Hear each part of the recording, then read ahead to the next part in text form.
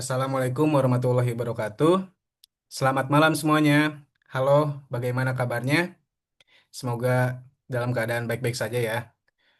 Pada kesempatan kali ini, terima kasih atas waktunya kepada Bu Nurhayati Siregar sebagai dosen pengampu dari mata kuliah Metode Penelitian Akuntansi yang telah memberikan kami waktu untuk mempresentasikan hasil dari tugas kelompok kami yang berjudul Proposal Pengaruh Pemahaman Perpajakan dan Kesadaran Wajib Pajak terhadap Kepatuhan Wajib Pajak Orang Pribadi di KPP Pratama Semarang.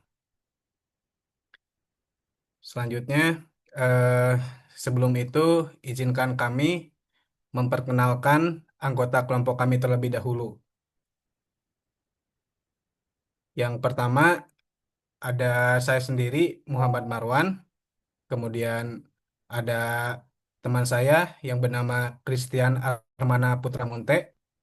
Lalu ada teman saya juga Muhammad Alif Atalah dan teman saya Muhammad Haris Idhar dan teman saya yang terakhir anggota kelompok kami em, Mas Taufik.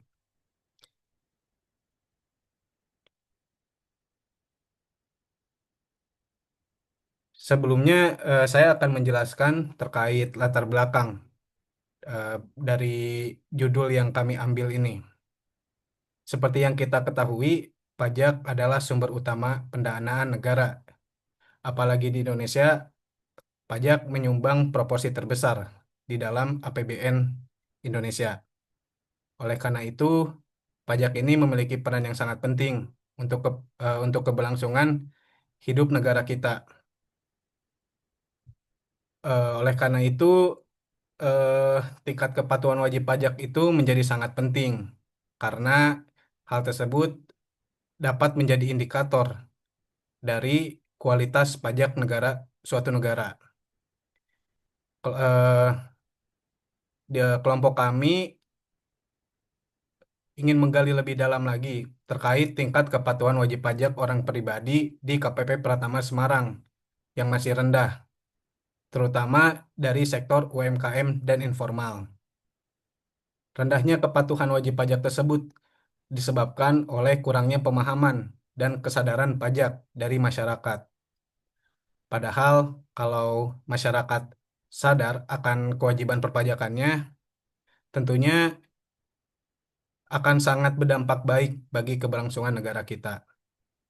Oleh karena itu, kelompok kami mengambil latar belakang tersebut untuk dijadikan penelitian dengan menguji pengaruh pemahaman dan kesadaran pajak terhadap kepatuhan wajib pajak orang pribadi di Semarang. Nantinya hasilnya diharapkan dapat membantu meningkatkan strategi edukasi dan kepatuhan pajak secara nasional.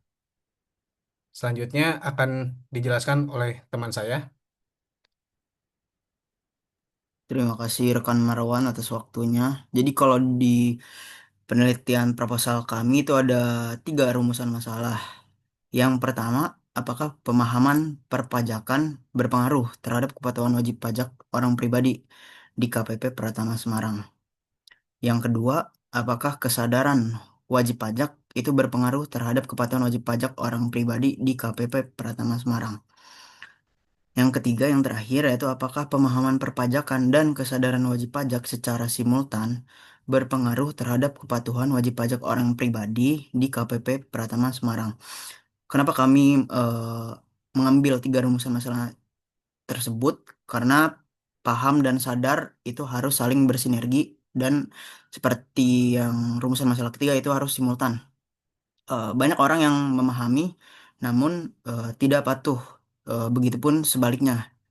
Maka dari itu kami mengambil tiga rumusan masalah tersebut dan untuk selanjutnya akan dijelaskan oleh rekan saya.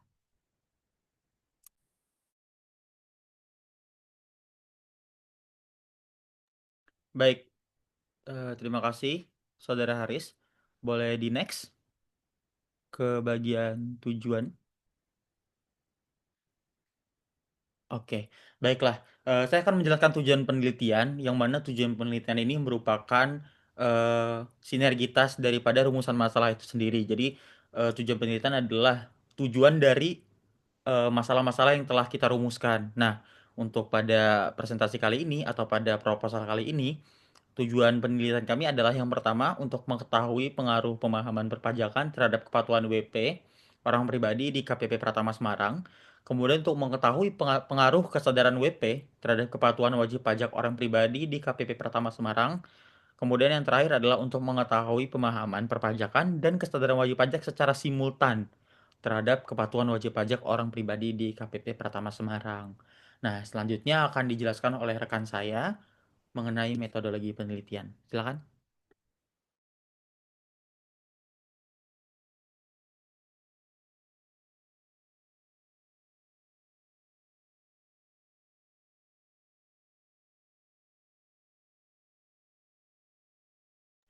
Ya, selanjutnya manfaat penelitian boleh dijelaskan oleh Saudara Christian Armana.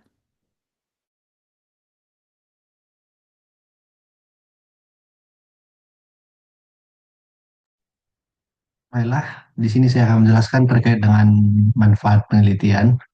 Untuk manfaat penelitian sendiri, di sini kita sudah tahu bahwa ada terbagi menjadi dua, yaitu teoritis dan praktis. Jadi kalau untuk manfaat teoritis, seperti yang kita ketahui bersama adalah untuk berkontribusi pada pengembangan atau pengujian teori tersebut. Jadi untuk manfaat teoritis dari penelitian kami, yang pertama memberikan kontribusi dalam pengembangan ilmu pengetahuan di bidang akuntansi perpajakan, khususnya mengenai faktor-faktor yang mempengaruhi kepatuhan wajib pajak. Kemudian yang kedua, menjadi referensi bagi penelitian selanjutnya yang membahas topik serupa. Kemudian untuk manfaat praktis, seperti yang kita ketahui bersama bahwa untuk memberikan solusi dalam kehidupan sehari-hari, khususnya di sini untuk praktisinya. Jadi untuk manfaat praktisnya ada dua. Yang pertama, membantu otoritas pajak dalam merancang strategi yang lebih efektif untuk meningkatkan kepatuhan wajib pajak orang pribadi, terutama di wilayah Semarang. Kemudian yang kedua, untuk memberikan masukan kepada KPP Pratama Semarang mengenai pentingnya edukasi dan pembinaan yang berkaitan dengan pemahaman dan kesadaran perpajakan. Untuk selanjutnya dilanjutkan oleh rekan saya.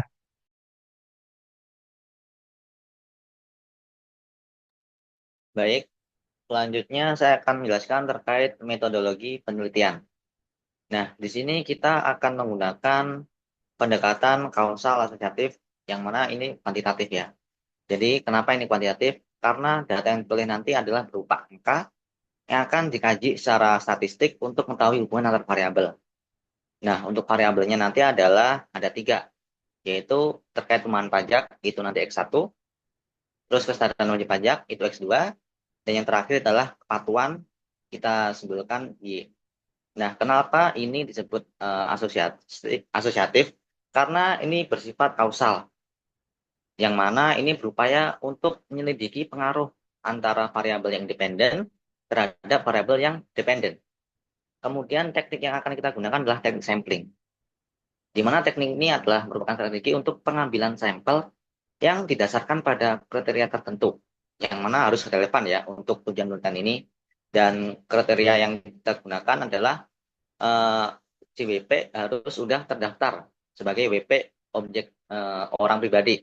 Terus yang satunya adalah harus sudah terdaftar dan menyampaikan SPT tahunan tahun sebelumnya.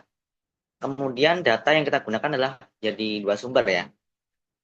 Jadi ada data primer dan sekunder. Dari primernya kita yang tadi, yaitu dari kuesioner yang kita sebar ke WP. Untuk yang sekunder kita menggunakan berbagai sumber seperti dokumen internal dari KPP Pratama Semarang, terus dari literatur ilmiah yang harus relevan, mungkin dari jurnal, buku, paper, dan laporan penelitian yang terdahulu. Kemudian untuk metode pengumpulan data, kita menggunakan kuesioner, yang mana kuesioner ini digunakan dalam penelitian untuk mendapatkan hasil jawaban dari JWP, dan ini kita lakukan secara tertutup. Artinya responden hanya diminta untuk memberi tanda tentang pada salah satu jawaban yang udah kita sediakan. Jadi WP nggak perlu mengarang atau mungkin mengisi sesuai kayak apa yang dirasakan, nggak. Tapi jawaban udah ada, tinggal centang aja. Terus untuk skala yang dipakai nanti ada dua, yaitu ordinal dan Likert. Skala ordinal itu skala yang akan kita gunakan yang untuk mengukur terkait menetapkan kategorinya, tapi ini juga memberi peringkat pada konstruk yang dinilai tadi. Kemudian skala Likert tadi akan kita gunakan untuk mengukur pendapat, sikap, dan persepsi masyarakat terhadap fenomena sosial, yaitu kepatuhan pajak itu sendiri. Mungkin untuk metodologi penelitian cukup sekian, saya kembalikan ke moderator, Mas Marwan. Monggo. Baik, terima kasih teman-teman. Demikian presentasi hasil proposal dari kelompok kami. Terima kasih atas perhatiannya dan mohon maaf apabila tidak sempurna. Sebagai penutup, izinkan saya untuk memberikan pantun. Nasi goreng rasanya gurih, Cakep, dimakan Terus, dimakan di tempat Mantap. teduh. cakep. Nah, Ya, kami ucapkan terima kasih. Wassalamualaikum warahmatullahi wabarakatuh. Waalaikumsalam warahmatullahi wabarakatuh. Waalaikumsalam.